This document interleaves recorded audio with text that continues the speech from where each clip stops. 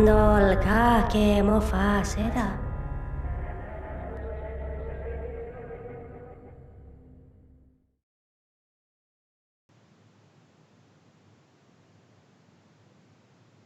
Welcome to Talking in Stations. Is my sound on? Okay. Welcome to Talking in Stations, a podcast about EVE Online, recorded live on Twitch, Saturdays, 1500 Universal Time. I am your host, Matterall from NC, the Dice Corporation, and also INN. Today we're going to talk about the 2011 Summer of Rage, and also some of the discontent that's going on these days in EVE. But first stop, we're going to, and so that's the Revolutionary Edition, which is why you see some berets with Jintan and I. But first, we are going to be talking about the exciting Keepstar destruction in Aga Hemitar. And so we have a couple guests that are here for that. So first, let's do some introductions, starting with, in alphabetical order, Apple Pear. You did say it right this time. Hello, I'm Apple Pear from Hagyuga Corporation in Goonswarm Federation and IFC sometimes. Yeah. And Dirk McGurk. Hey, what's up? It's Dirk McGurk from the Open Comm Show, member of Snickeredly and Pandemic Legion. I would just like to thank my Marxist brothers here for leading the revolution.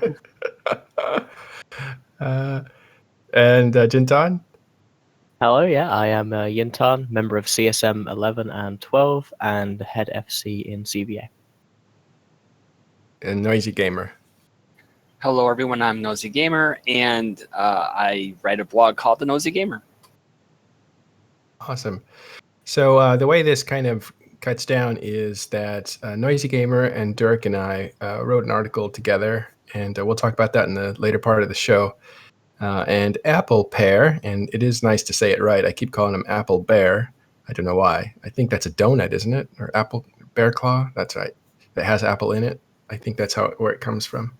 So Apple Pear and Jintan were also part of that exciting Keepstar destruction that happened yesterday. So we're going to explore both those topics. And and so this is the Revolutionary Edition, which is why we have hats on. And let's go to set the stage for us. What happened in Aga, and who was on whose side, and how did that come about? The Aga, they dropped the Keepstar. It was, as far as we all know, an alt alliance for Shadow Cartel, or at least very involved with them.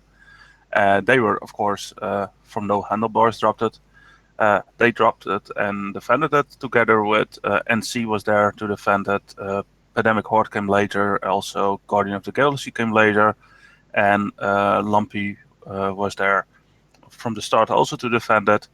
And a small contingent of Pandemic Legion and Waffles. And on the attacking side, it was the Imperium, together with Tast, Project Mayhem, Snuffbox, RMC was there, CVA was there with Jintan, Out of Sight, and then some other groups.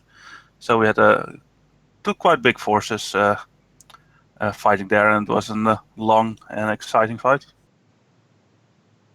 Yeah, nearly 5 hours. Was that something that was planned, or is that something that just kind of showed up on your radar as an opportunity? We were pretty much asked by Project Mayhem and Snuffbox they saw the damn thing and asked if we wanted to help kill it, and we said yes, so we showed up. That was a while ago, or that was that you heard it the day of? The day before. Hmm. So we planned it up, started looking for wormholes and get all those things down there to have people there and start shooting at the damn thing. What about you, Jintan? Yeah, for us it was just the fact of, we got pinged. Apple Pear actually talked to me on the TIS Discord and said, hey, you should check this particular thing, which we all hang out in from time to time, and did. And I was like, oh yeah, we need to take care of that. So I rustled up a fleet and we went down. It wasn't too long of a notice, like 12 hours, but we got there. We had some fun. I got to regulate our Discord because it's an NC dot Discord after all. And the enemies just plotted on that Discord. Yeah, Great. yeah. You have to do it somewhere. Got to plot somewhere. Yeah. Yeah, so NC Dot was on the other side of it. NC Dot did drop Titans, which made it always makes it more exciting. I love hearing the phrase Titans on field, because it doesn't matter whose Titans they are. Like when people see Titans, they scream out Titans on field, and it's always exciting. It's kind of like, oh, it's on now. It's going down. Yeah. But or it's not. Or it sometimes means, okay, this just ended. End of the fight. Yeah, it's over. Well, it's a huge fight. It did end up, I believe it went back and forth. It got down to the last minute. And Dude, there was actually a point at which it was ticking down. It went from like we had it paused for a long time at 2 minutes 58 seconds. And then both myself and the initiative got pushed off grid for a period of time.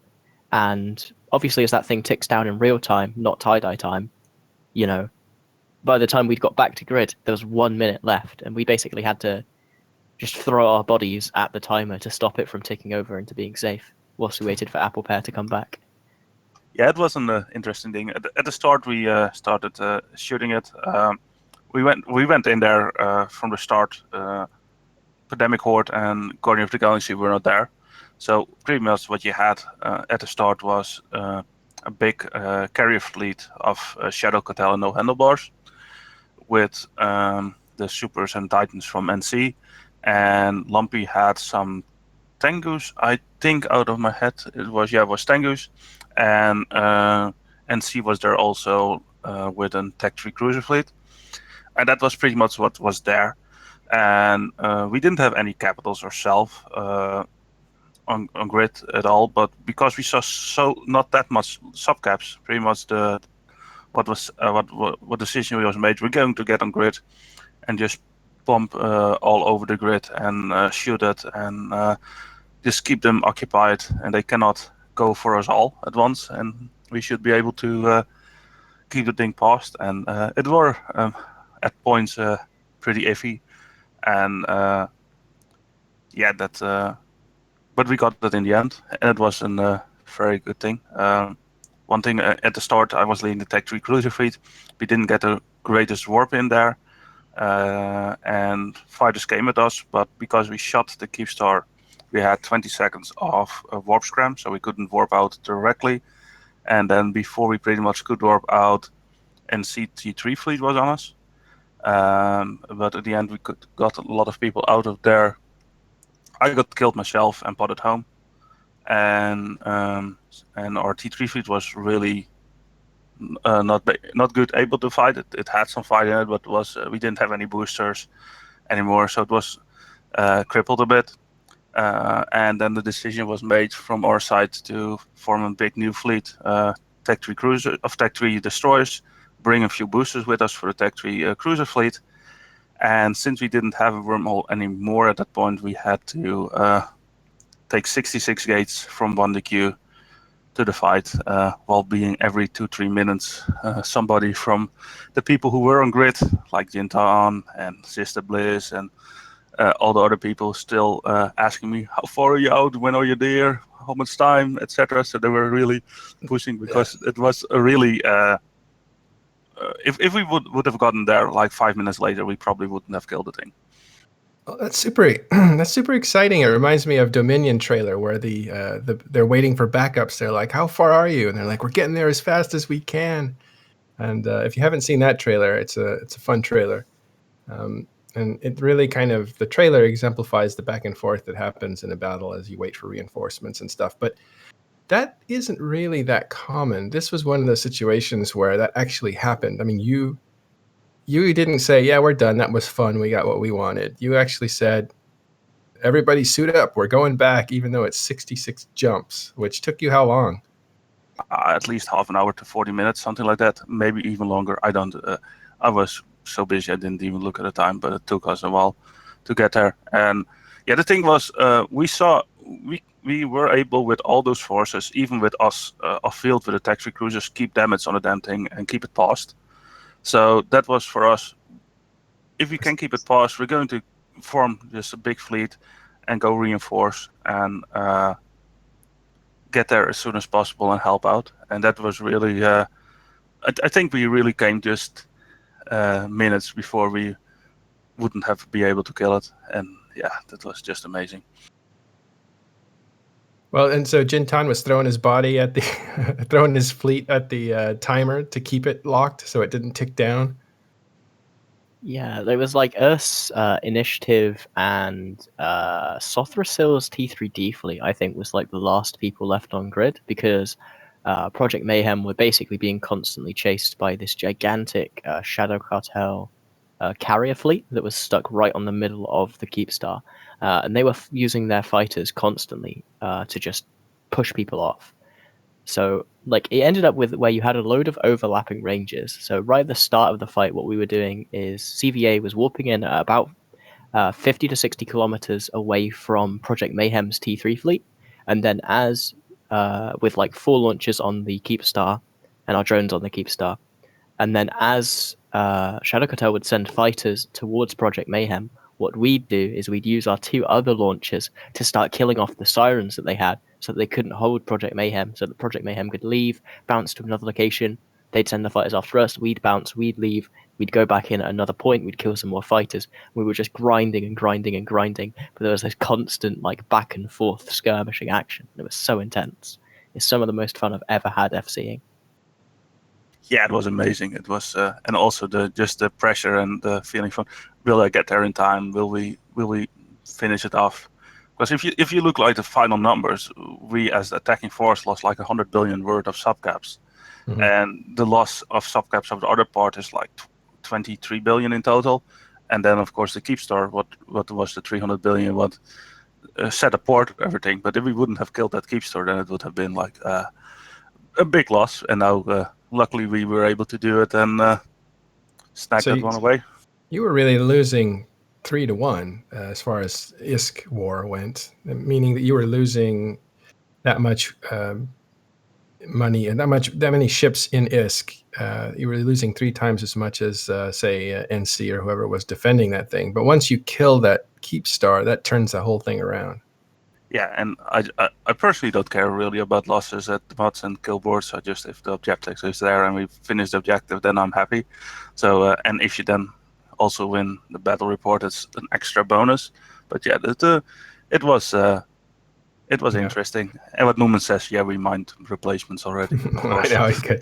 I know you guys don't care about, and I don't know if you ever have, because it used to be Goonswarm and allies would just use really cheap ships, so it just didn't matter. You guys could lose all day. The ships wouldn't matter. But now it doesn't even. Now you're using very expensive ships, and that doesn't matter because you have so much mining going on. Which is like, we'll get to that later because I think that adds to the part of the problems that CCP was trying to fix when they caused an uproar. But yeah, it was by all accounts, it was an exciting fight. I think NC came out pretty happy because they got to use their Titans and, they got some kills on their Titans. At the same time, they didn't lose the Keepstar. Somebody else did. So, Yeah, but they failed objective because they were there, the main force to defend the damn thing. So, and they failed in their defense. Yeah, the way Lady Scarlet says, we were just there to have a good time. And I think it's a victory for NC if you can get these guys that have Titans to actually use them in combat, because it's very rare. And this was kind of a low stakes, high fun kind of fight for us. They're always welcome to the Titans in range of all the Dreadnoughts if they just want to use them and have fun with it. Yeah. Well, I'll pass that along. But yeah, it was, I think from your view, it seemed really exciting, the all the stuff that was going on. I was not sure that it was going to explode until it did, and that's pretty exciting. I think at the point that it was like at 5 or 8%, something like that, when we got in there, it was, yeah, now we have it. But before that, it was for me totally not sure, and that made it so exciting. Yeah. If you want to see how it went down, it's a really great live blog by Rivra on Imperium News, and she's doing a moment by moment live blog of it, and you go back and read the transcript to see how it unfolded and stuff like that. Yeah, so yeah, pretty cool. there were so many just like minor things in the fight that you'd never think of normally. Like there became a point for CVA, for example, where we started to run out of missiles in our Serbs because we just didn't like have enough. And you had crazy. ammo trucks. You had ammo Yeah, trucks. we had someone come in a Viator and just bring more ammo for us. I love that stuff. Bob's out at Planet 3. He's got missiles for you. Yeah, pretty much. That's the part of the game that cracks me up is all the little things that are just not, everybody's big and brawny and tough. And then all these little things happen that are kind of human, like a wheelbarrow full of ammo coming to a machine gunner that's out is just a funny image. Well, congrats. That was a pretty amazing kill for you guys. And who were they? Did we cover that? Who put this thing down and who lost it? There was no handlebars, and as far as we know, is an unfriendly alliance or alt alliance of Shadow Cartel. Mm-hmm. And it was put in a strange area. We didn't really cover that, but Aga is right in the triangle that is between basically Galente and Minmatar territory, specifically Sinklason and Haymatar. And it is right next to Amamaki. It's in that what they call the red triangle or whatever. So it's kind of a peculiar place to put a Keepstar. You really, I imagine, would put it there if you had good relationships with PL, because Amamaki next door is one of their strongholds. It's where they vacation basically to shoot things, or did. I don't know if they still do. PL's habits have probably changed over the years, and so have the personnel. So maybe they don't really go there as much as they used to. But I think that is their homeland, Ancestral homeland. Yeah, because they like that. Traders used to try to take it, and made for a lot of good PvP. Catch people and gank them and take their stuff. But yeah, it's interesting that they put it in that area. That was kind of surprising. It's probably why people thought it was a PL alt corp. All right. Anything else you guys want to say on this? Shadow generally turned up. Yeah, it was an amazing fight, and it was was good. Awesome. All right. Want to say real quick before we transition to the next part of this that last night we talked about this topic and others on Open Comms. If you didn't catch that, it's on VOD, video on demand, here at Twitch. Just look it up. It'll be the one before the show. And Dirk is the host of that. And you did some good fundraising last night. Yeah, we raised some funds for the Evathon thing that's going on, which is benefiting able gamers. So yeah, I mean, we did what we could. You dropped from the outside. And I think the reaction, I was on the show, the reaction on my face when I saw a $50 donation to the show was like, brr. I was like, wow, never seen money like that. So that was really nice. Who was that? Glenn Wolf? Glenn? Wolf Glenn, I believe what his name was. Yeah, it was Wolf Glenn dropped $50 on, and we were wondering, Wolf Glenn, if you're watching, if that was meant for the charity fundraising or for the show. Let us know. We assume it was for the show, but just to make sure everything goes to the right place, because you raised $100 past that for the. I think what I heard from Rain today was that we raised something like $150 during the course of the show, which was nice. I mean, because what it took was our guys going to their the viewers of the show going over to make a donation. They didn't have to actually go watch that other stream, but they just had to go and make a donation someplace else, as opposed to directly into our Twitch or whatever. But yeah, so it was nice. I mean, it's nice when we can sit there and find a cause that is worthy of telling people, hey, look. Or at least mentioning it to them, right? You can't do that all the time. Can't keep going to the well all the time. But I don't know. I mean, the viewer community is pretty good in that way. Yeah, and just for people who are relatively new, you've been at it for how long, Dirk? Been at what? At DJing and doing these shows. DJing. I've been popping and scratching for years. No, oh my god, I don't know. I think I'm coming up on it's gonna be 6 years. So, oh my god, it's gonna be 6 years in October. Hey, so at the end of Summer of Rage is when you started. No, That's We were, 6 years we were ago? doing something else in between, but oh my god, or was last year 6 years? I don't even know. It's been a long time. Yeah. Dirk's so old now that he can't even count the years. I'm telling you, well, we have so bad. we have Noisy Gamer with us too, and now we're going to talk about Revolution, which is what the berets are about, because people are upset. And what's going on out there right now? It depends on how you want to take this, right? Okay. You've got issues that have happened recently, right? And each one of them in isolation is kind of their own, their own target, right, or topic. You could sit there and begin to bundle them together and lay blame, across CCP in some way, also across the player base for the way that they're reacting to some of these things. But it's heating up into something more than I think what we thought it might have been a couple weeks ago. But it still might be just a little too much for what's actually going on. But then there's also kind of like an undercurrent out there. I mean, these issues in and of themselves aren't necessarily the end of the world, right? There are things that you can find fault with in one way or another, maybe get all freaked out on Reddit or the forums or wherever. But there is an undercurrent out there below that. And you've got some people that are beginning to call this the summer of rage, which, hello, folks, it's not summer yet, but I don't know. I mean, it's what led us to write the article about the Summer of Rage 2011 and kind of how that came about and what resulted from it. Oh, look at that. I think I just saw a gold donation, which is rare. Anyway, sorry to Another interrupt one. you. Yeah, I guess things are going really well. We'll see if that's verified, but that's amazing. Thank you very much. Sorry to interrupt that, but basically you're saying there's a lot of discontent out there, and it did look like this was being called the Summer of Rage, which is an actual event that it was a phrase coined for 2011, the Summer of Incarna. And we thought, well, let's compare these two, right? We were talking about that, saying, is this the same thing? And I think the three of us said, no, this is not the same thing. I mean, what 2011 did was completely change the direction of EVE. Well, I mean, the thing about it. The things that happened back in 2011, right?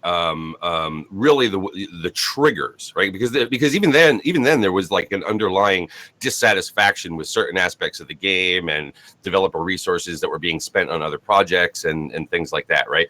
But the things that actually happened that ginned up the Summer of Rage back then happened over a period, of like, well, the events themselves happened over a week, but then it was like, from the time it started until the time the CSM were done at an emergency summit that they were called to in days up in Iceland, it was 11 days. Yeah. Here we've had issues that have kind of built up. So we had the Rorqual changes, right? And then we had the changes to fighters, right? And then we had, I'll throw it in there. We had the thing with skill queues where CCP was trying to run a script to fix something with another subject we'll talk about in a second. And that screwed up, right? That is when, like, already people were beginning to call this the Summer of Rage. And that's where you and I began to have a discussion about, oh my God, people, this is a couple of nerfs and a mistake. This is not the Summer of Rage. So we began to write the article. And as we're writing it from the point of view of, oh my God, people, this is not the Summer of Rage. Let us tell you about the Summer of Rage. Other shoes started dropping. And it was kind of like trying to keep up with the news of what was going on. It was, it was like the media trying to keep up with Trump tweets, right? It's like, oh my God, we haven't even talked about the last one, and he just put another one out. Yeah, it started to change on us, and then at one point you're like, "Is this the Summer of Rage?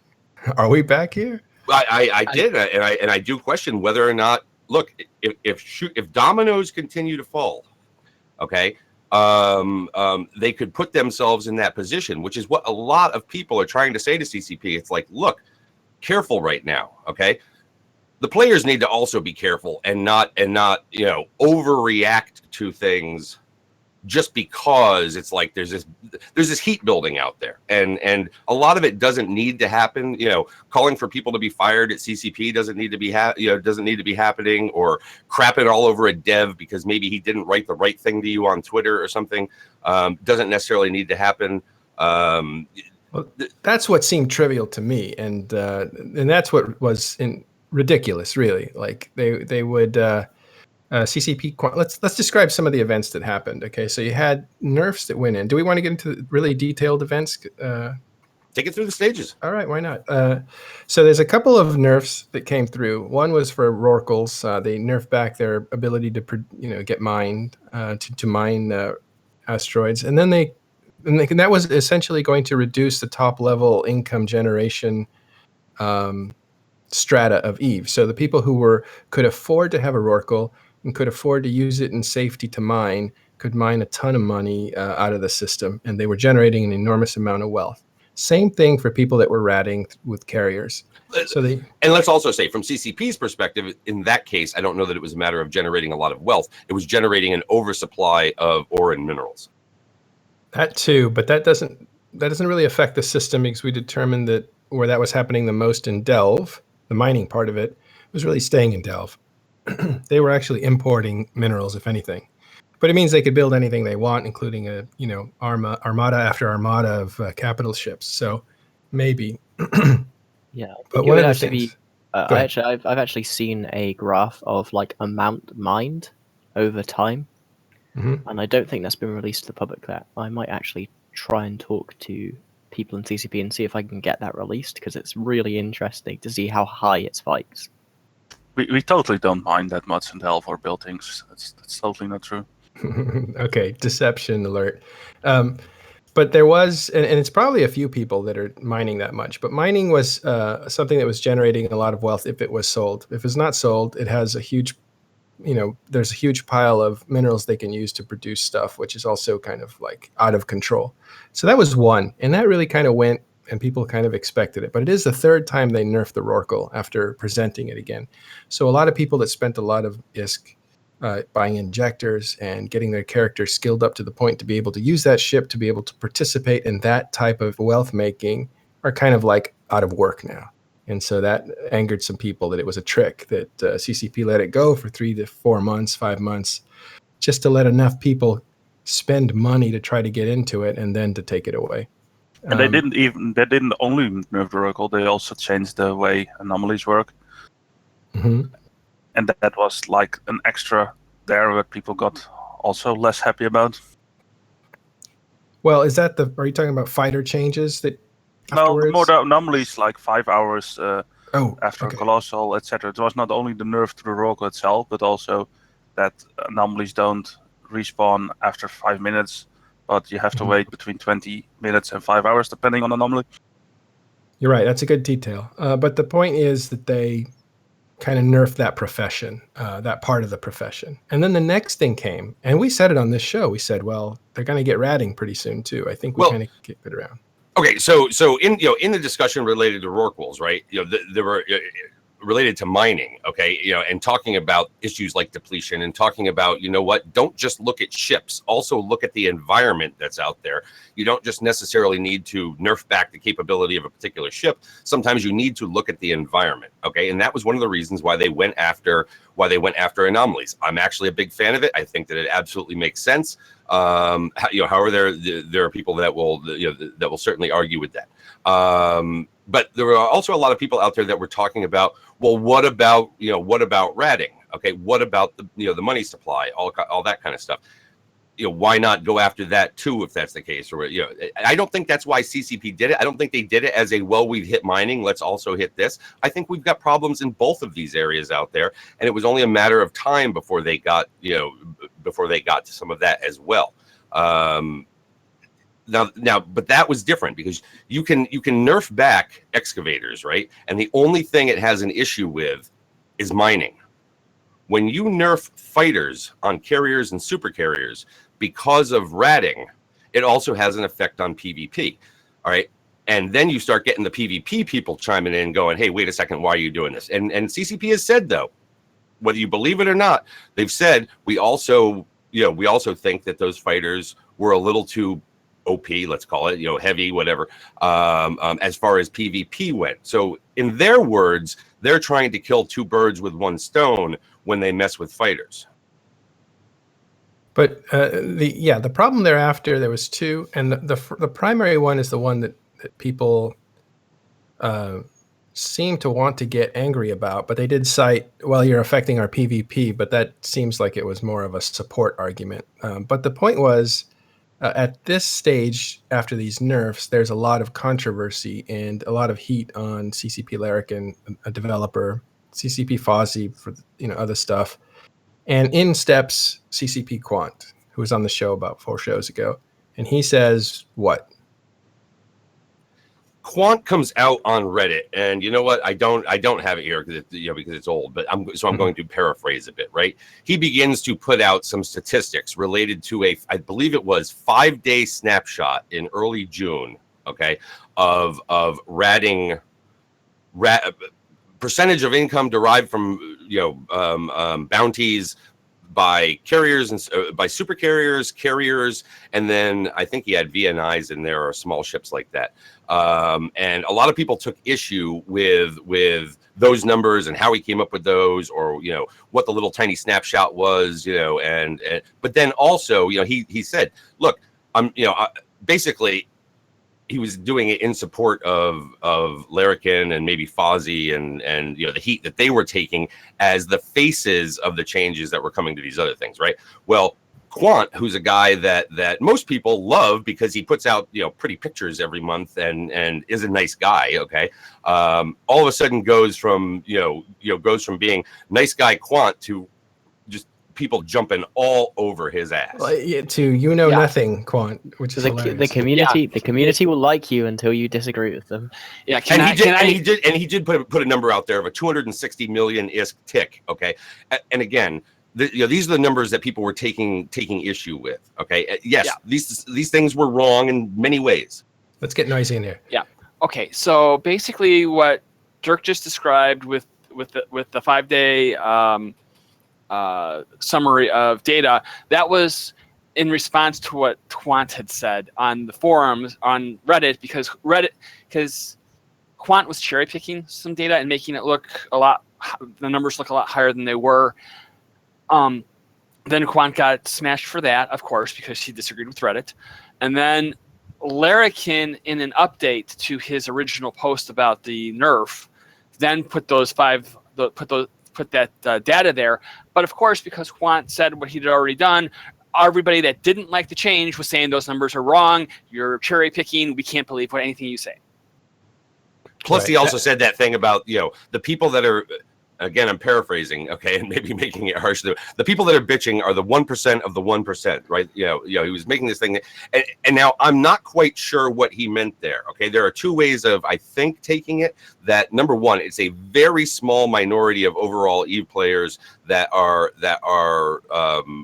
really, really griping about this, or that these changes to fighters, because they affect carriers and super carriers as far as ratting goes, okay, is a very small percentage of people. He was just trying to make that case, but a lot of people took that as that. I don't know.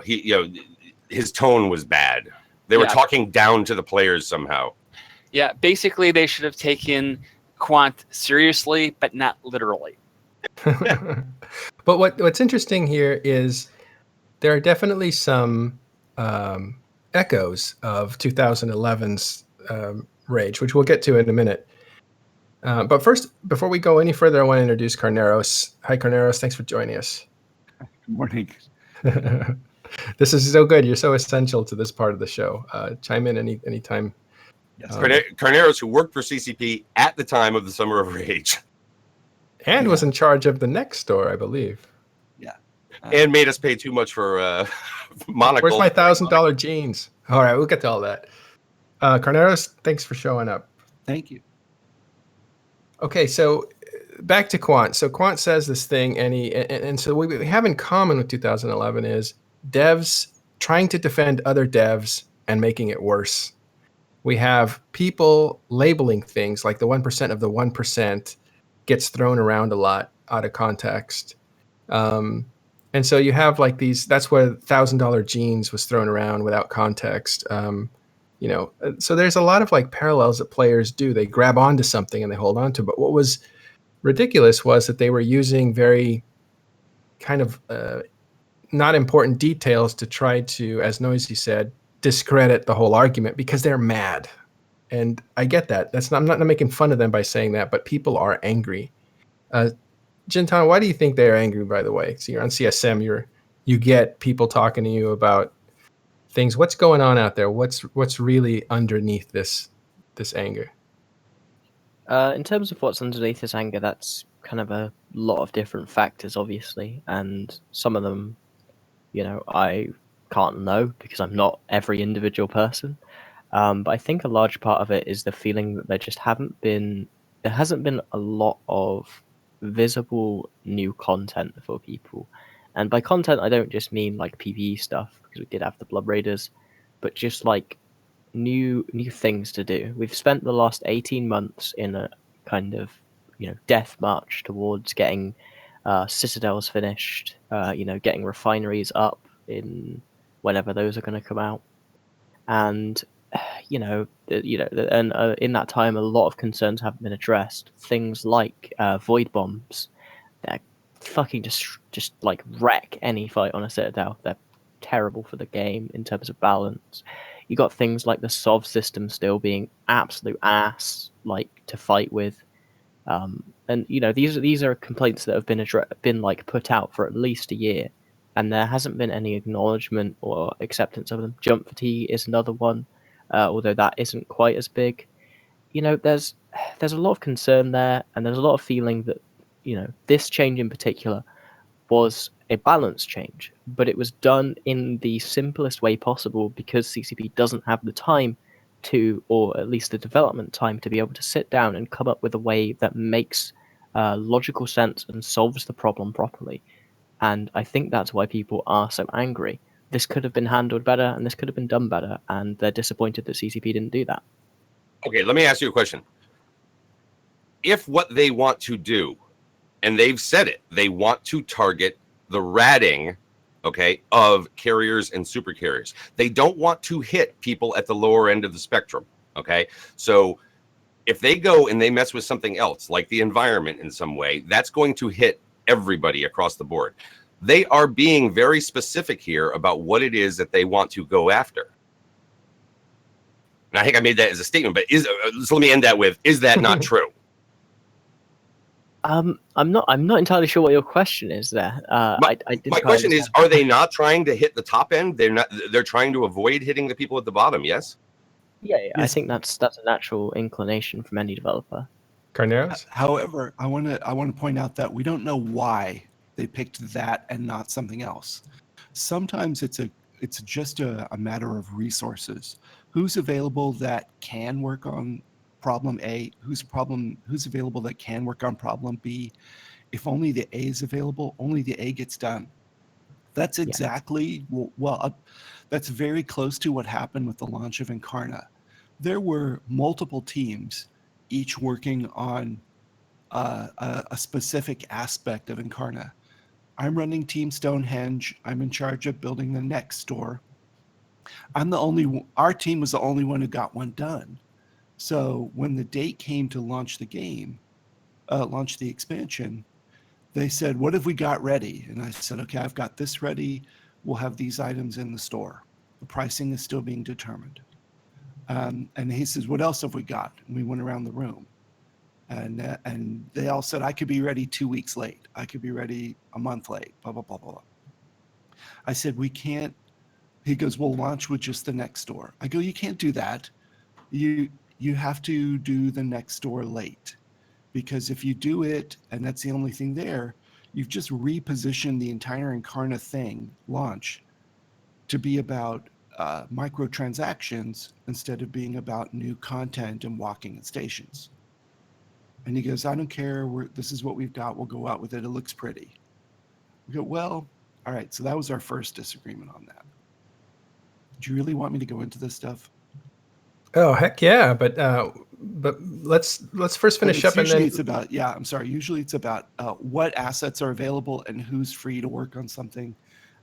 That factors in a lot more than they deliberately chose this. Also, yeah. Keep going. Don't think. A lot of people like to think, they pick these things first because they make money from them. That's almost never a factor. in their decision making internally, especially since they think of themselves as making money from subscriptions. They do also make money from Plex, but that's a secondary thing in their mind, and they don't deliberately think about let's do the League of Legends, put out the new thing, overtuned, get everyone to buy into it with skill injectors, and then nerf it, later. That's not. They're not trying to make money that way. That's not their motivation. They don't think that way. Okay, good. So we'll get that clear. And for those of you that are confused, CC or Carneros, who's leader of the Bastion in the game, is a former CCP dev called CCP Zinfandel, who was very much in charge of marketing and sales and stuff like that. So that's why he has such a background in this stuff. And we're going to get to that. We're going to go back to 2011 and all that. But first, let's finish up with what's happening now to kind of compare it. I just want to go back real quick because I got a head nod, okay, from this statement. Okay, I'm not saying it was a confirmation, but I got a head nod out of it, basically. All right. What's a head nod? Okay, well, So when someone nods their head, Meryl. Nods their head in agreement. Okay, and I said, my opinion, it would have been easier to say we don't want our in-game PvP ships to be the vehicle for income or wealth generation. We want income generation to be less of a steep curve. It's as simple as that. You know what? They probably should have said, and basically what I got was a head nod.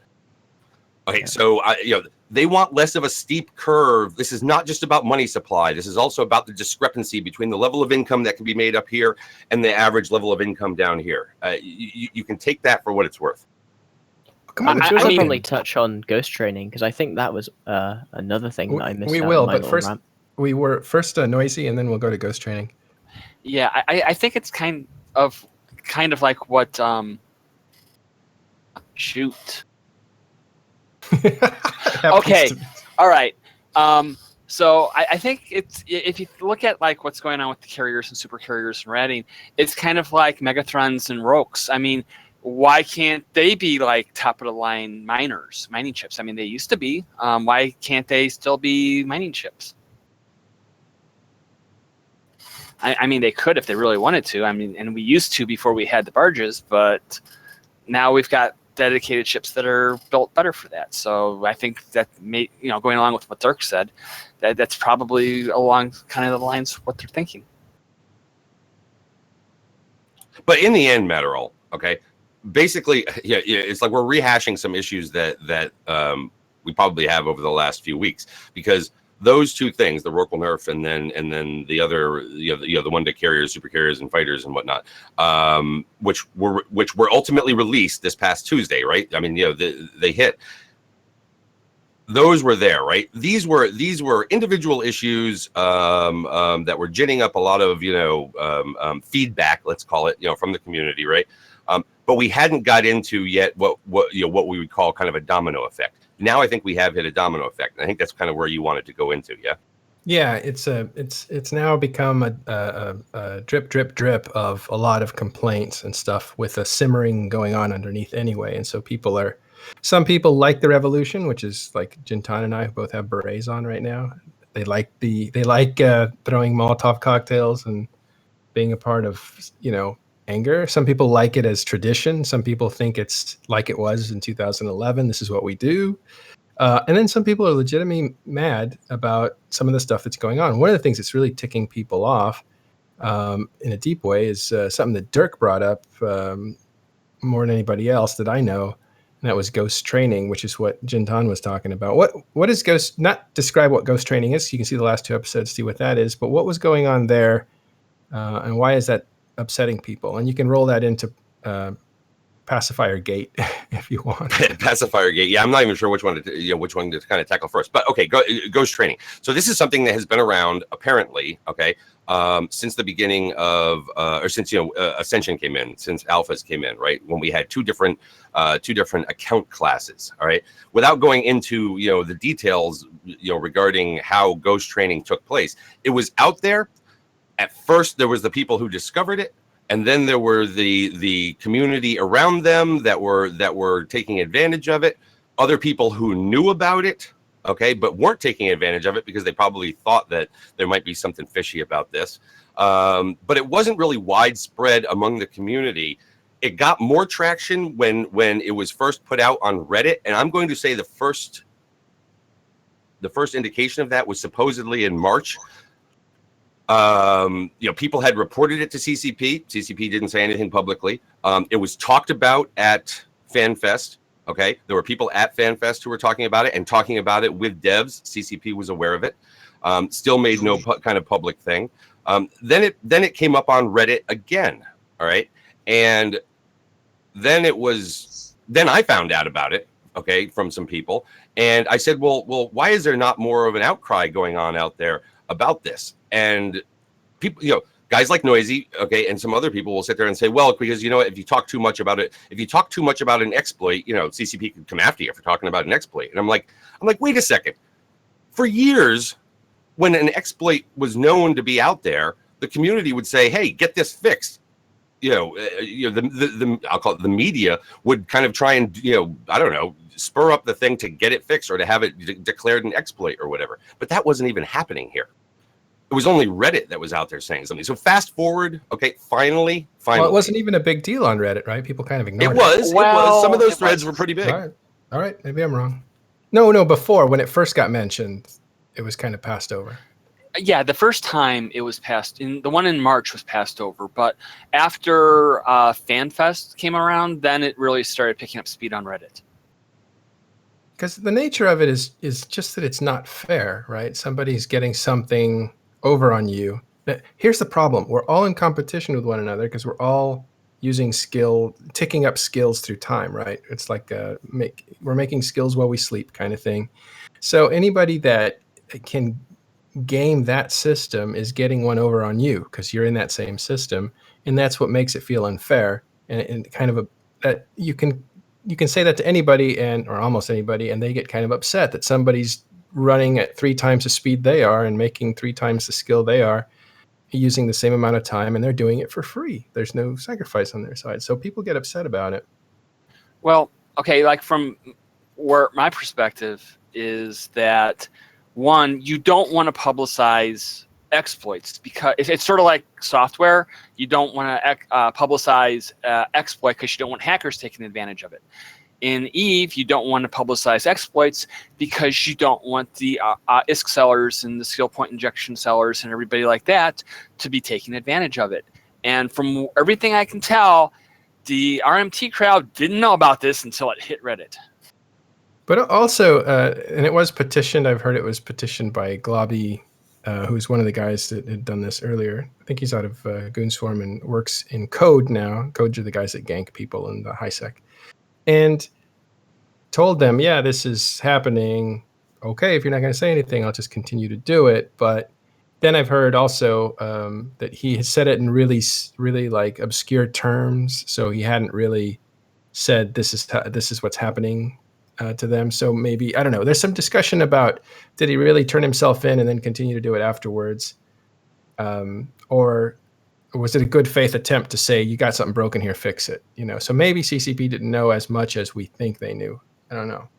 See, at this point, we're going from Summer of Rage 2011 to Sommerblink 2013.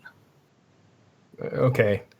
And we're not going to go on that tangent, but that basically is a place that gave out ships that was in a weird way receiving stuff from CCP to give away, and it was helping them make actual money and considered kind of RMT. Made a big stink. Yeah, and if you really wanted to go into it, this would be, the whole Sommerblink and how this compares to Sommerblink. That would be an entirely complete show all on its own. Yeah. Yeah, right, exactly. So let's stay on target here. So Ghost training, people are getting away with it. CCP knows it. Nobody's doing anything about it. Then they try to do something about it, and it freezes people's skill queues, which is another thing you don't want to touch as CCP because people get upset when all of a sudden they're not training anymore. It takes away their time. But people gave them a pass, I think. People said, all right, it's a technical glitch. We're okay with it because they're trying to fix something. That's fine. Some people did. I think a lot of the problem was the fact that CCP refused to talk about it. They didn't put out an exploit notification until probably a month after they should have. Like, the second this went public, CCP should have just said, okay, this is an exploit, please do not do it. but there was a major delay between that happening, and I think that is why there was so much anger about Ghost Training, and why I think we're gonna and why people are still pushing for people who exploited it heavily to be banned, which is something I agree with personally. Let's be clear. It was not an exploit just because CCP put something out saying it was an exploit. It was a violation of the EULA if you intentionally benefited from this. Okay, even before they put that out, but they needed to put something out in order to communicate it and make it loud and clear. This is not something that is acceptable. Farming this is not acceptable. Yeah. So. Apple Pear, did you want to get in on this at all? There's a there's a lot of things happening that make people angry, and at the moment, I don't know if just coming back on what Conera said about they don't do it for the money grab, and I had a few people in Corp and other places that really were angry and had the feeling that they did the whole Rockle thing just to get people skilled into it and then nerving it to hell and bait and switch thing. I had a lot of people talking about that, so I don't know. Maybe that was not their intention, but that's how it looks like. But isn't that the mob? Like that's the mob. It's an uninformed. People are being tinfoily about what CCP is trying to do, and these are the kinds of things that do echo 2011. People are making things up about intentions of CCP. People are naming things, taking it out of context, and then people are getting I forget what the third one was, but there are definitely some things going on that kind of sound like they did in 2011, although the magnitude is totally different. And I think one of the problems is that there is not enough communication from CCP really to bat that down and to put their message out, so people start going to guess and do the tinfoil thing.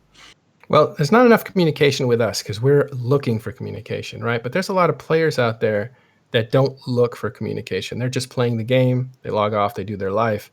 And it's not until CCP talks that they listen. So maybe they're not even listening to a lot of this stuff. CCP has to decide, when do we address something and when does it not affect the majority?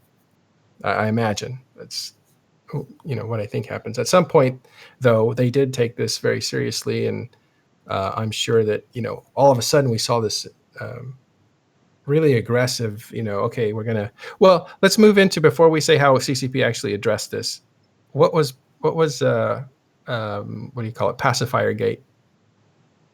Okay. Pacifier Gate was basically there was a set of reward ships that you would get from attending FanFest this year, and those are the two new Concord ships they're releasing, the Pacifier and the Enforcer. And effectively, rather than doing what they've done previous years, where they'd send out an email to the address which you used to purchase a ticket with a redeem code, that you could just put it in and boom, you've got your ship. Instead, what they did was give it to the account associated with that email on their servers.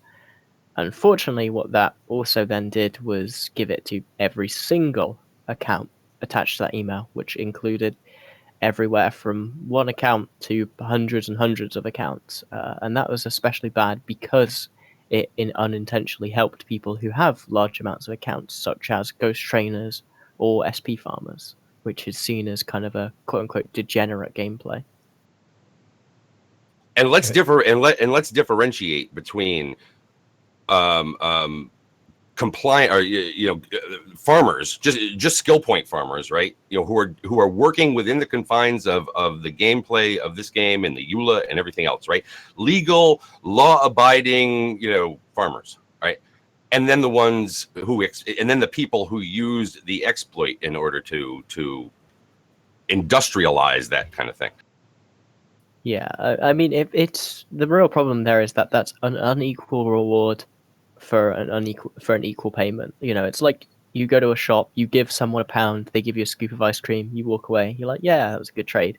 And then you see your friend come out and he's paid £1 and then he got 7 tubs of ice cream and a cheeky handy, and people are going to be mad about that. People don't like that. People don't like feeling like they got ripped off.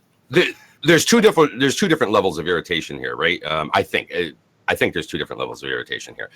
The first is the fact that what they said was, if you buy a ticket to FanFest by January 1st, 2017, you will be getting this pacifier and enforcer. If you buy your ticket to FanFest after that, you will only get the pacifier. Okay, for each ticket.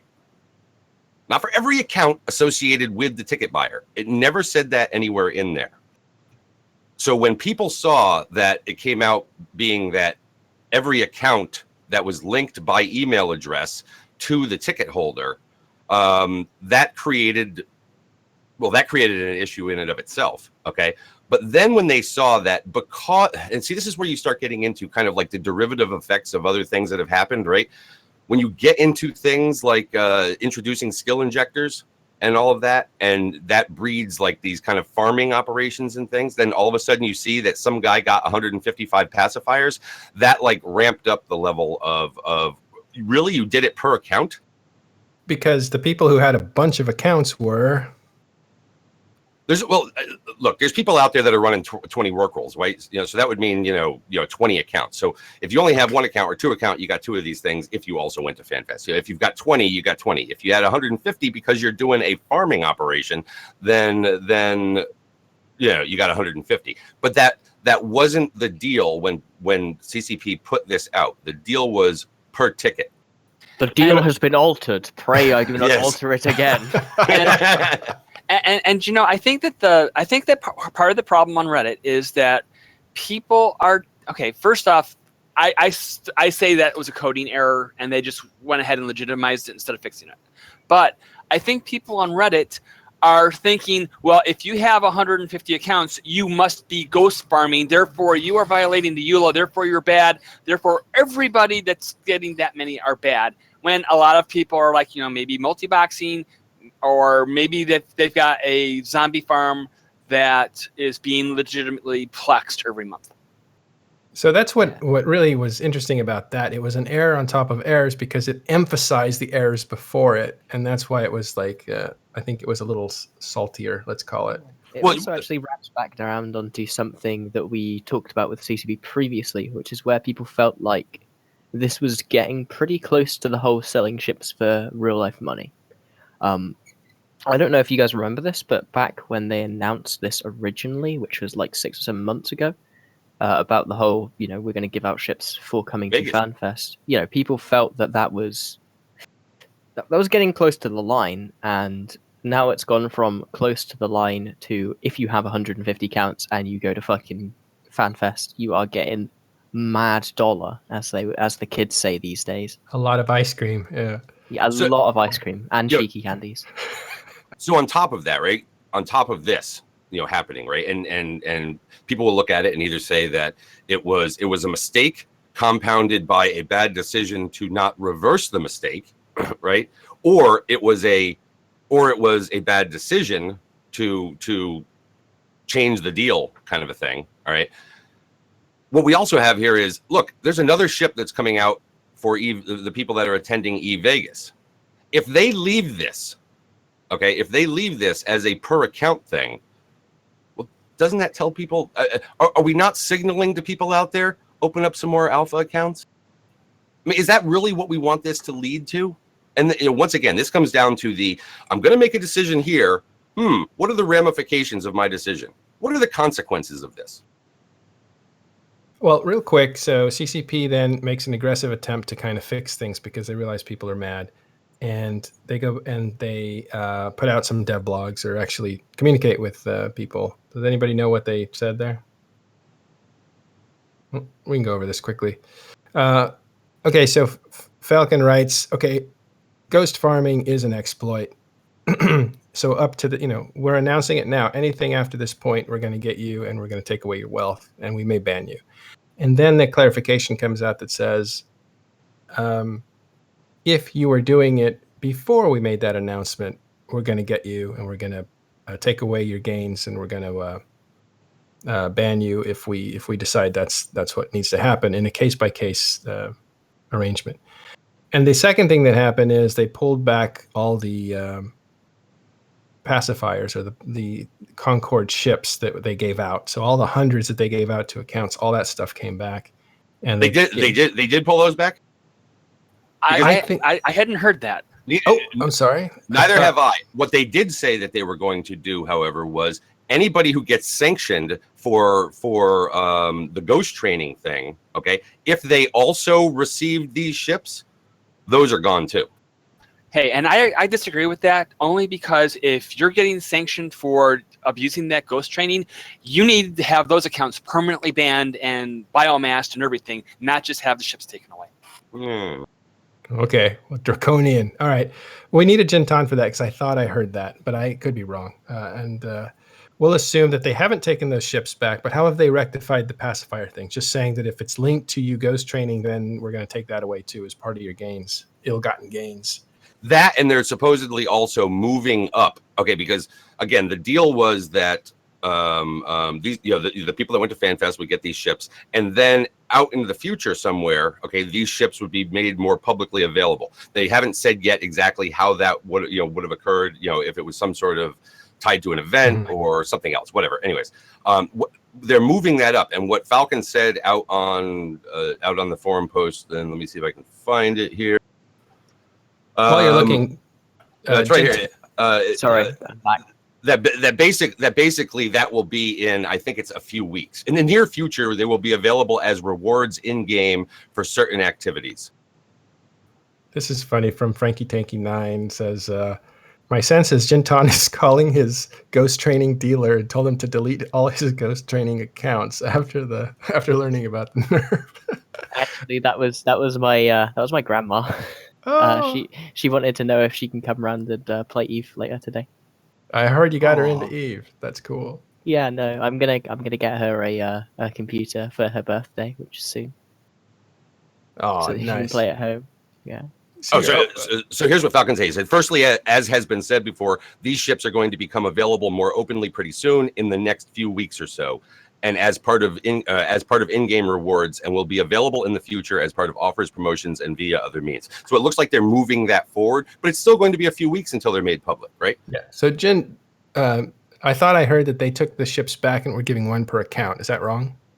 Yeah, I thought that was going to be the case, but I was incorrect. I misread something. That's my apologies. My apologies for misleading you, my friend. I've been trolled before. It's okay. It doesn't hurt. Okay, so anyway, so this is all the stuff that's happening. It's caused kind of an uproar, and people, at least on Reddit, they have a label now called Summer of Rage that they put on something that has to do with all these controversies that are combined. And we looked at that and thought, well, that's not the Summer of Rage. Summer of Rage was amazingly destructive, and it was like a revolution and stuff.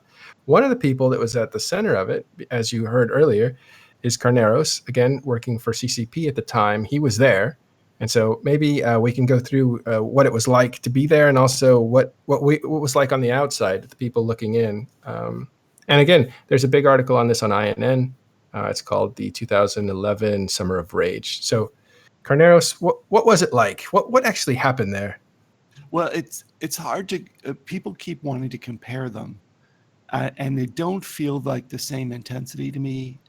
But my perspective is flawed, because in the first situation I was a dev, and in the second situation I'm a gamer and a part of the community. So it's very hard to compare apples and oranges in this case. But we had a situation where, in contrast, we had a situation where CCP had been ramping up excitement about a subject for a long time. They sort of, quote unquote, released the character creator early so that people could try it before we even got to Incarna. And they basically told people, hey, this is the Incarna character creator early. We're so excited about it. We want you to see it early. You can, quote unquote, kind of help us test it if we put it out this way. But, it's pretty much ready.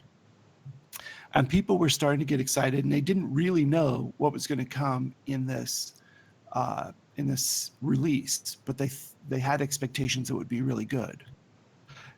In contrast, today, the expectations around the game right now aren't super high.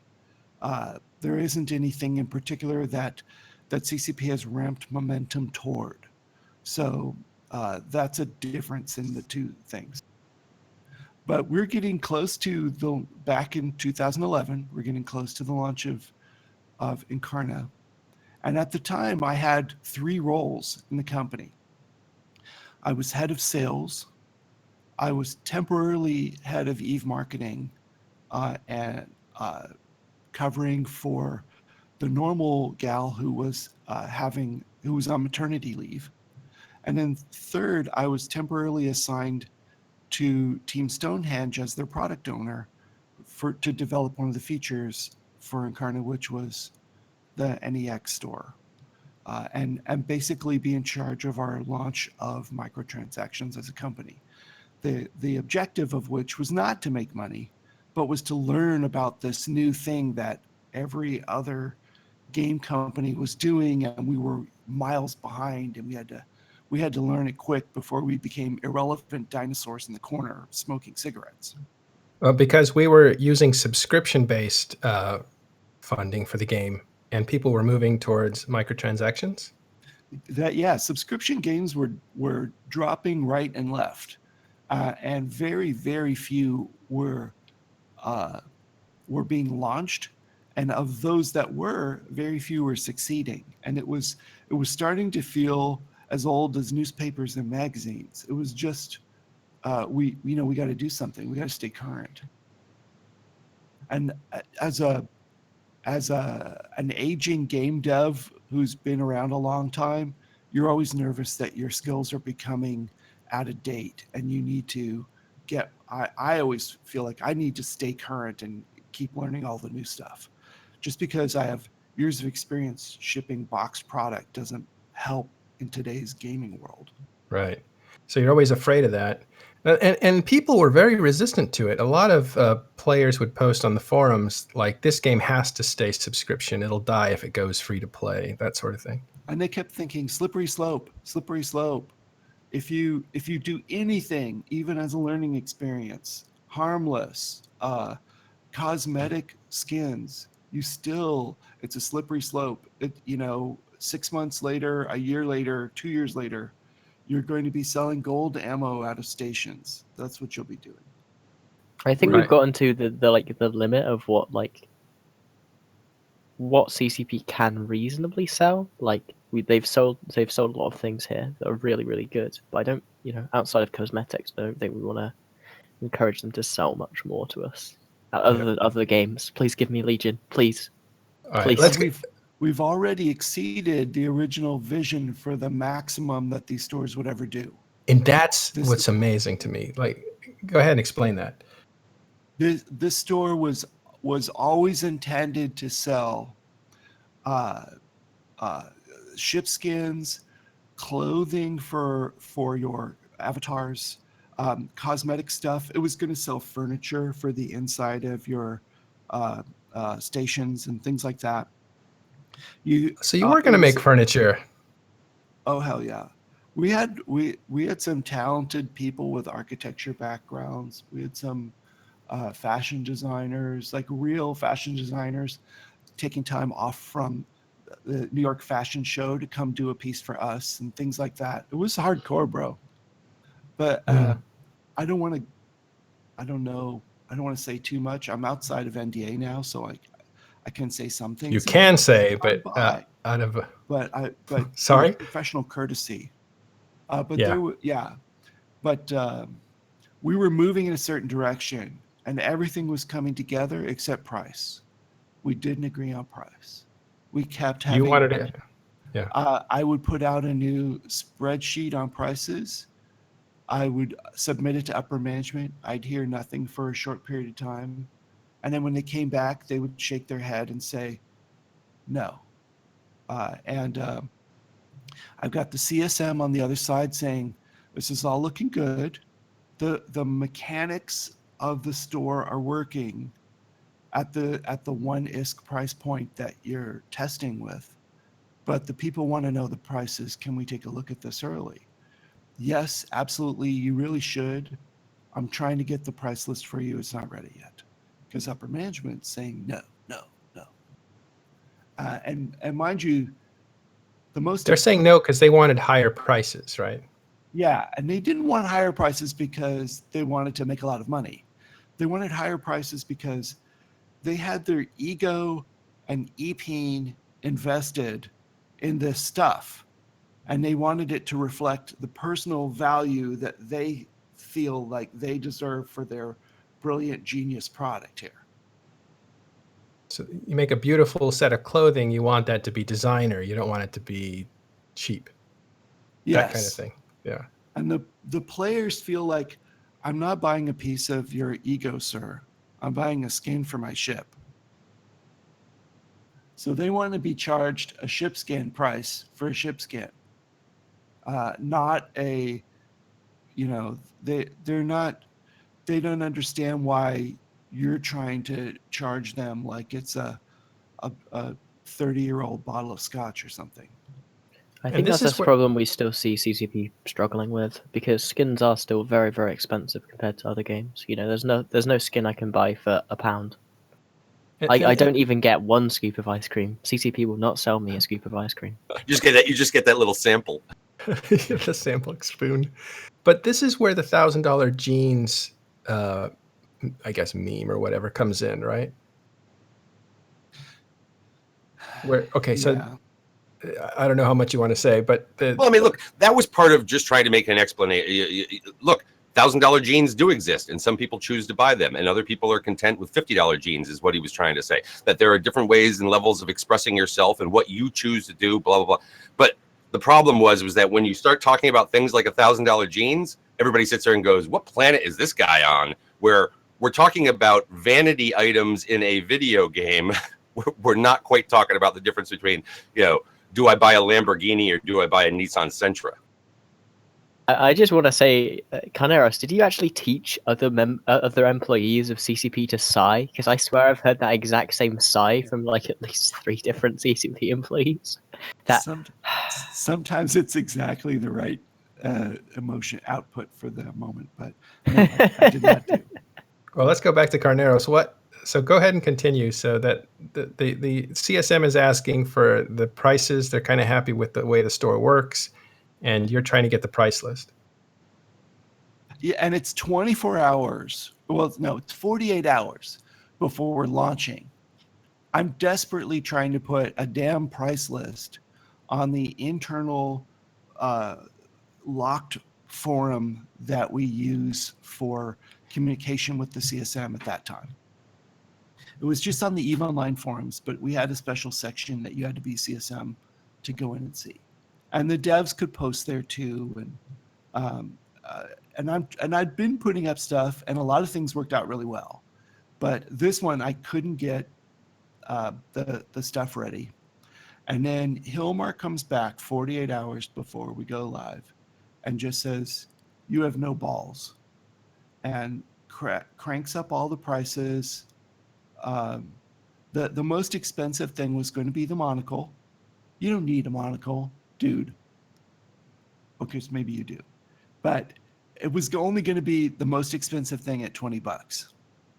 And then he cranked everything up. So, basically everything across the board, just raised it together at the same ratio. And then the monocle turns out to be like 60 or 70, depending on your currency exchange rate at the time. But it was supposed to be more like $60 in his mind. Worth of Aurum.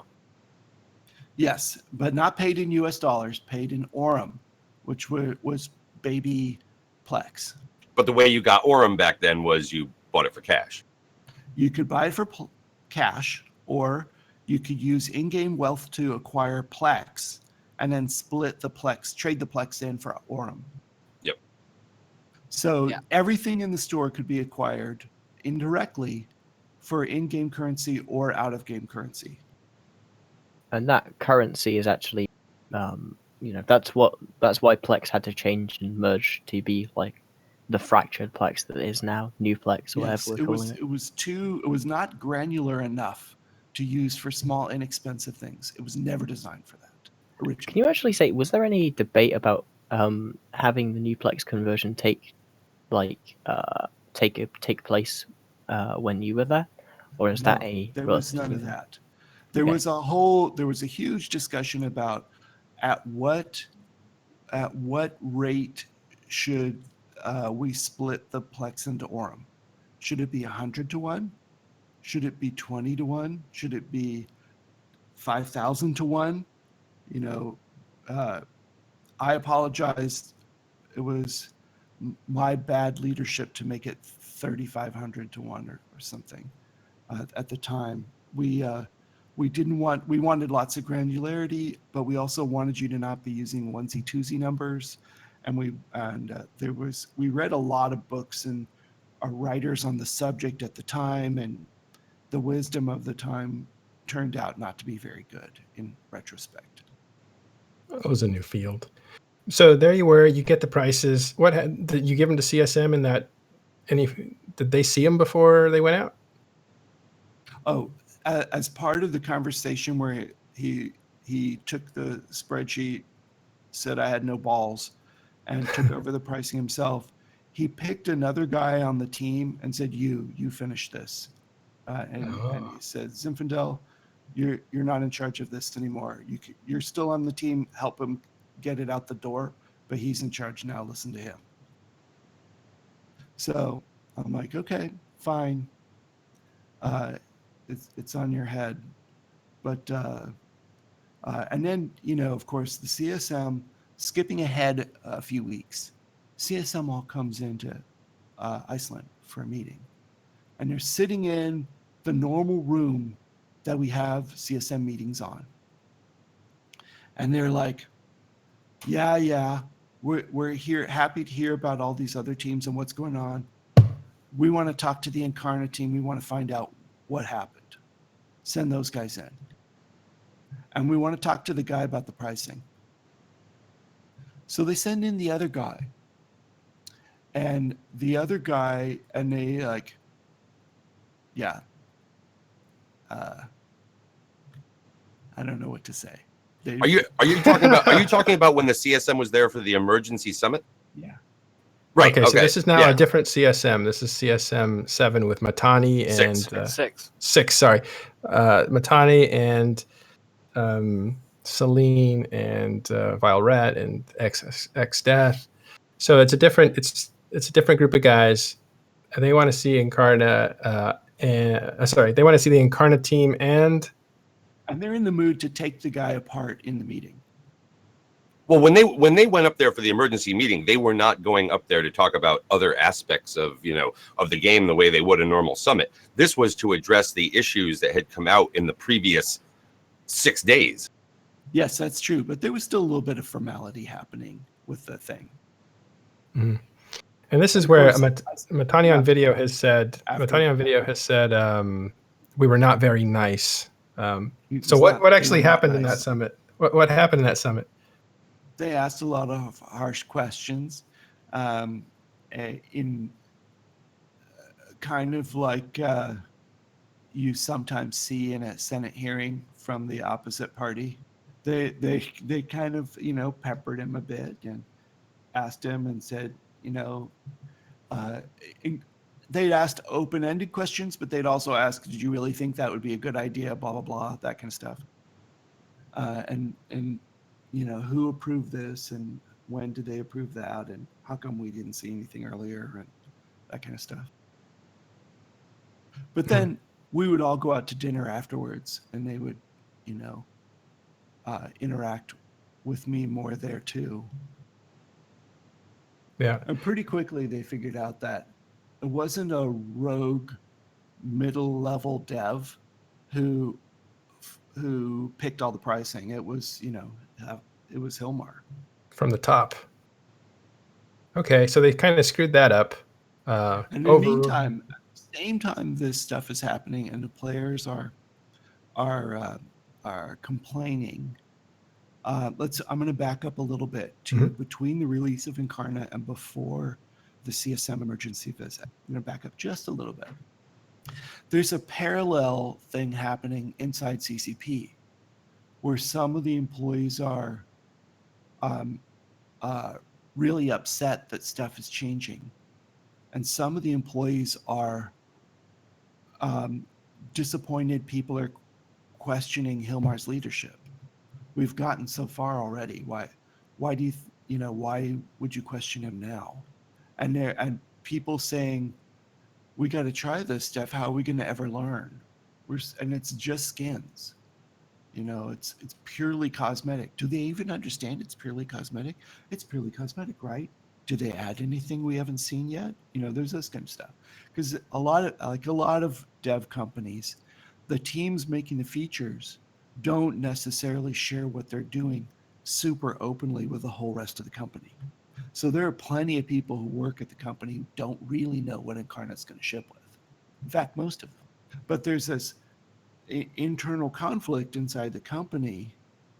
And at about that time, there's a gal in the HR department who thinks it would be a really good idea to challenge people more with the company newsletter and kind of make a name for herself as being a progressive HR gal by putting together a company newsletter that's controversial and makes people think and makes people start talking. And she sees the dichotomy between two sides of the company building. And so she puts together this issue called "Is Greed Good?" with a question mark. So that wasn't a normal thing? That wasn't like a newsletter you had every month? There was a newsletter that came out from time to time, and normally all it said was little things like, there's company holiday coming up, or there's a English language trivia game at Dendanska Crow, or it's just company stuff. We're gonna have spaghetti. Was that also called Fearless? No, she renamed it to Fearless as part of her. Let's do something cool and edgy. Just that one time? No, sir. It was before. That was sort of like her, I don't know, third issue of the revamp of trying to be edgy. Oh, okay. And was it typical? Now, this one here was supposedly based greed is good ? Was Yes, related to and the microtransactions. Did they use it for other topics where they were brainstorming and things like that at other times as well? They did put other types of make you stop and think articles in Fearless for a couple of issues, but that one had the most effect and the most notice in the company, because these newsletters, part of the reason she tried to do something with it is because she didn't understand why she should go to all this work when they would get so little attention and no one would ever say they had seen anything in it. So anyway, she shakes up the thing. She goes to two people in the company and says, will you write an article and will you take the pro position? Will you write an article and will you take the con position? And neither the person particularly, that was how they felt. That was their assignment. And neither of them knew she was going to use an inflammatory headline like "Greed is Good." And then, of course, all the people who are quoting it later, who saw the leaked version, they didn't mention the question mark. They just said "Greed is good," and made it sound like even worse. Made it sound like somebody made it as a statement when in fact it was the title of the piece with a question mark at the end. It was asking a question. Yeah. Anyway, so there's that was and then even some of the people reading it may have skimmed it over a little bit too quickly, but yeah, it was terrible timing by a part of the company that was not in touch with the outside world, the HR group.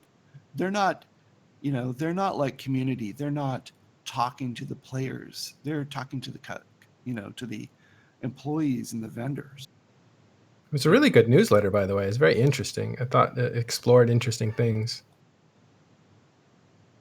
Yeah, it's sometimes an interesting newsletter with the wrong timing and wrong messaging. Oh, it was explosive. It was explosively bad timing for that to get out, and it became part of the thing that players grabbed onto as a narrative that CCP was using Incarna as a money grab, instead of a testing ground to And then survive. tell me if you've heard this scenario before. Bitter employee upset at the direction things are going, leaks a secret internal company document to the outside press in an attempt to discredit the other side in an argument. Yeah. Shocker. Mm, that never happens. Dank leak comes out at right time. No one would ever do that in even a video game. Gosh, that would be just terrible. I think Isn't it that wa- right? Cascade imminent. Did the Washington Post report this? All I can say is then people wonder where the players get this kind of behavior from. Yeah. Okay. From RL. Well, the thing is that it landed, I believe, in Helicity Boatswain's Twitter, who put it out. He's immediately banned, I guess. And he was the founder of Hulkageddon. So whoever leaked it to him. Well, no, it didn't. Okay, Or was didn't it was that the originally? email? Didn't it originally? The newsletter didn't it originally get leaked by Eve News 24, but then Helicity had a different version of it, and he was actually trying to go around saying, "Hey, no, it's not as bad as it was." But because it's still because the leak was bad, they just they shut him down too, even though Helicity was trying to kind of help. Well, the What? first. I had that it's totally possible wrong that- then. It's possible that the first version that actually got leaked was not even the final draft. You know. You mean It it was might that fresh, the newsletter? Yeah. Oh. I'm seeming to remember here that there was a version a few days before it came out that was still being copy edited, but it was sitting on the network internally, and if you knew where to look, you could go and grab it. But I don't think. But the problem is, I think what happened too might have been that the paper version came out inside the company, and someone went to leak it and went and looked for an electronic version to leak, and found that slightly older version. I'm not sure how that happened, but I do kind of remember two versions out there. Yeah, and also the when the version that Eve News 24 got a hold of, they didn't publish everything. They just published excerpts, and I think that the excerpts actually made it look worse than it was, and that's why Helicity published the entire thing. Okay, I just thought it was interesting because he did get permanently banned. Was it not for that? He got banned for that. It was originally a permanent, but they relented after 6 months or a year or something like that. Okay. Did they figure out who leaked that stuff? Yeah. I'm I'm not going to say anything more about that. that. Absolutely not. Okay, I'm not The going to NSA always knows. I'm not going to push you on it, but okay. So then what happens? We have this conglomeration of all these things happening at the same time. Like what's happening at the emergency summit after that? I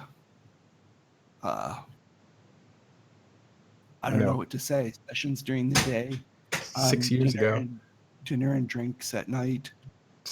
You guys are getting along great. Yeah. There's back channel communications as always. Yeah. Well, so on the other side of it, from the player side of it, what's going on with us? Like where people are kind of mad. I think the overall impression is that CCPs, there's again, just like today, there's underground pressures, and then there's high points of examples that are happening. So underground, people are upset that Incarna isn't delivering, that it's burning up their machines because it requires too much graphic power, that you can't multi-box on it because you have to go through it. There's no getting around it, which means that it's just really hard to get into the game. And your ship is gone, the dock view is gone, and ship spinning, which is something people like to do, is gone. Well, I mean, okay, there was an undercurrent already before that, though. Okay, there was an undercurrent of dissatisfaction out there that there had been resources that were put out and that were being used for other projects. One of which was also Incarna, so it was kind of related. It was related to Eve, right? But that things were broken in the core gameplay of Eve at the time that weren't being fixed. So that was kind of a lead up to June 21st, 2011, when Incarna was released, and then brought those things that you just said, including the next story.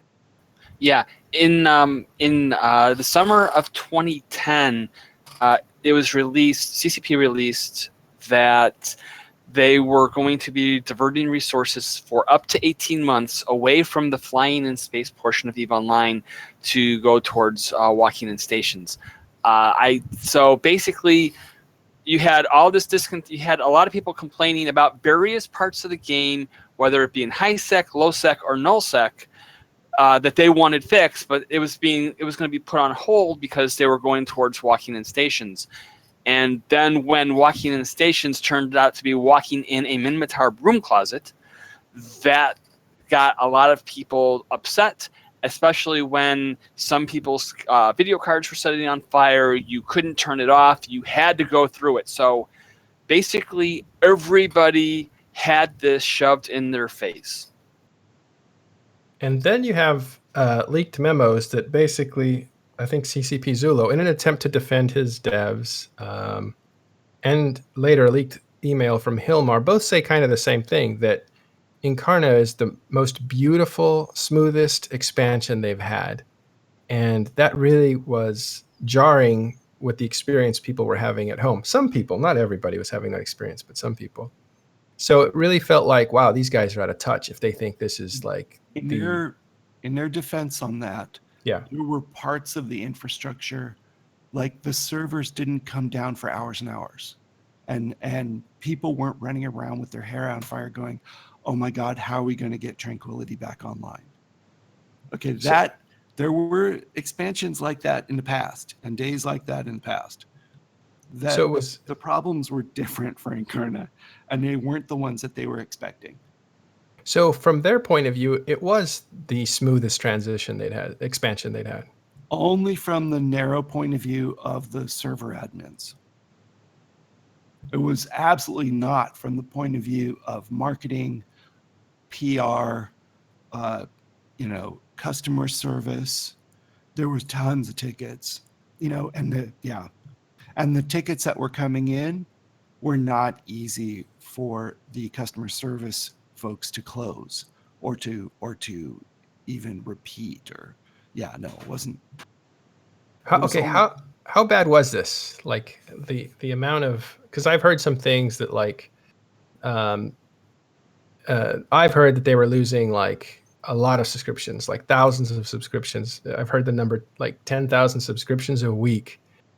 People were mad. They were unsubscribing, and basically CCP went into crisis mode because it was like they were, and I heard, this is the quote that I heard, they were freaked the fuck out. Was it that bad? CCP was taking everything very seriously. At no point,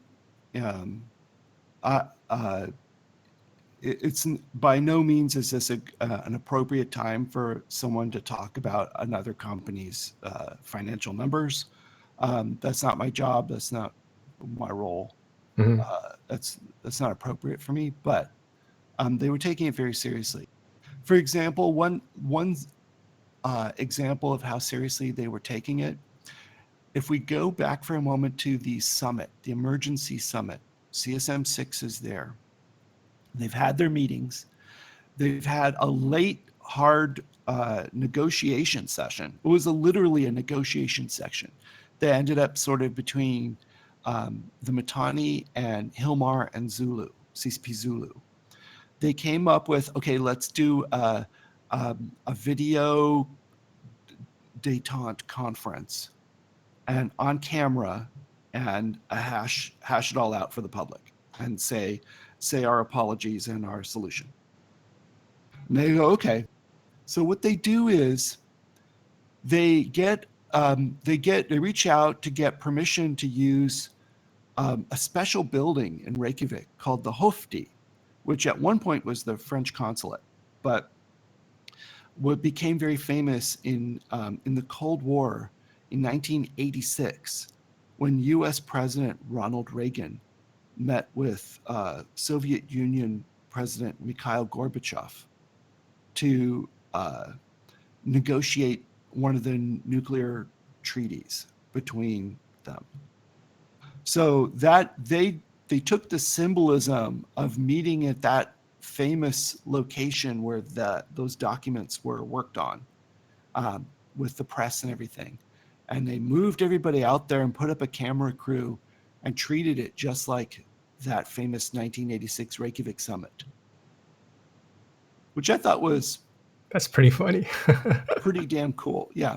Yeah. And the whole thing felt historic. You know, this was a historic summer in Eve. This is a historic, I don't know, diplomatic denouement to it. I don't know.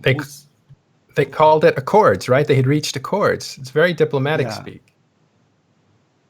Yeah. So, I mean, they were doing the best they could, but they were taking it seriously. I don't know if it had all of their attention. I don't know if freaked out is an appropriate term or not. Okay, well, that is what you're saying is accurate. What I'm saying is what I heard, which is not accurate. And That's actually a good thing to contrast between like CCP in 2017 and CCP in 2011. Is in 2011 CCP was freaked out. In 2017 CCP is spooked. But they weren't freaked out. They were taking it very seriously. So this moment had their attention. And what comes after that? Like they have this building set aside for the Accords. They're going to do this press conference, and what happens? Well, they get up on camera and they do the press conferences, and it's probably the video is probably on YouTube somewhere and can be sourced. I should have worn. It's okay. We have pictures of it, and also you can find it in the article. Yeah, but and then things calm down a little bit. We get together for dinner and drinks again, and then people fly home. So the room that they and they have a famous picture of CCP Zulu, who's the. I think it was also the last time I saw Wild Rat. Oh, it's too bad. Yeah. Senior producer Zulu and Matani are both sitting there, looking at each other. That was the conference room. I mean, that was the building. Yeah, that was the Hofti, Okay. the fancy building. And mind you, this building is not in any way convenient for CCP. It's on the opposite side of Reykjavik. It is outside of town a bit, at a little bit more remote location. It's pretty. It's a pretty building, and it looks unusual in its setting, but it wasn't right downtown in the 101, as they call it. Right. But the point of this is that CCP is taking it seriously, and they put some pageantry behind it to show like this is a meaningful moment for Eve. They were very aware of how meaningful it was, and they put some stuff behind it.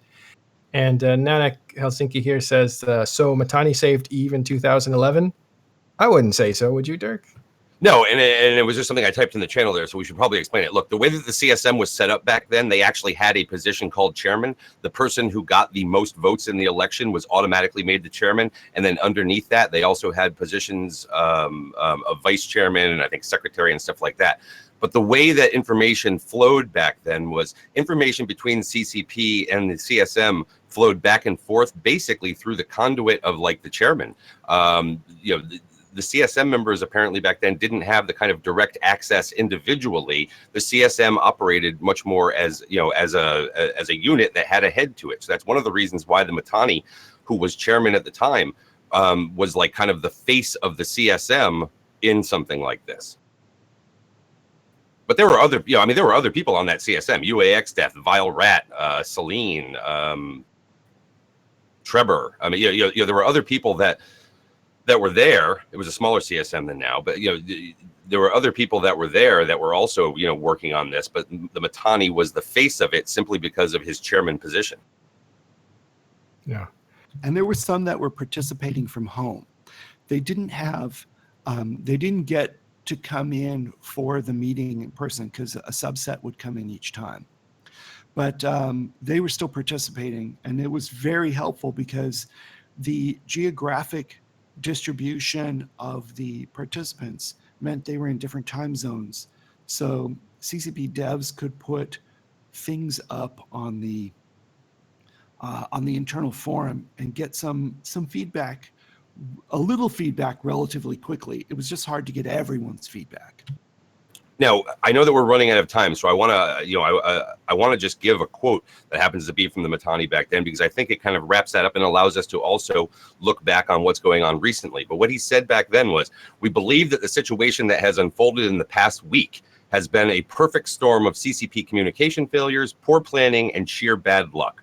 Most of these issues, when dealt with in isolation, were reasonably simple to discuss and resolve, but combined, they transformed a series of errors into the most significant crisis the EVE community has yet experienced." I think it's just important to note that, because some people could say, you know what, that's similar to now. We just need to be careful that maybe we take some guidance from that, you know what, these things are resolvable with better communication. And there is better communication now from CSM to the players, and feedback, and with the CSM, or I think I said CCP, and with the CSM, things are better now. CCP's a better company now than they were back then. Their communication is better now than it was back then. If you think it's bad now, you weren't there then. I completely agree. So that's okay. So finally, is there anything else to add about behind the scenes? What was going on there? What was it like after that? What was that summer like? Because that was really just June. What happened in the summer? Well, the other dev teams are trying to get their projects done and stuff. Let's save some for another show.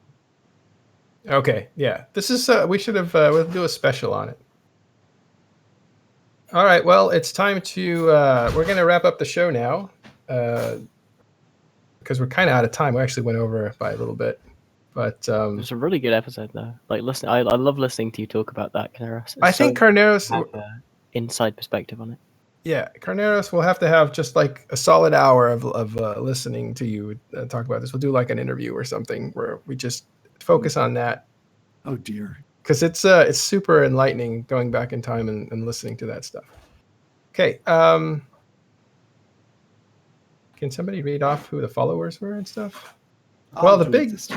Okay, great. Thank you to Greenbolt 2, to Crytek and Crytek, to Roast Rayleigh, to Anoop Knight, to Ultra Cow TV, to Tom Honey 380, and also thank you for the subscription to Abalon 82, and for the $50 donation from Mintaki.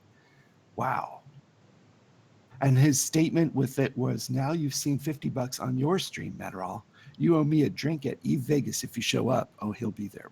Bro, he'll be there. 2.5 lawns, baby. I'll be there. You'll get a drink. All right. Thanks, everybody, for showing up. Thanks to all our speakers today. Apple Pear, Carneros, Jintan, Noisy, and all the audience that showed up. Great numbers, 250. It's good numbers. People like this, likes turning into you guys. Thanks, everybody. That's all we have this week. We will see you next week on Talking In Stations. Thank you.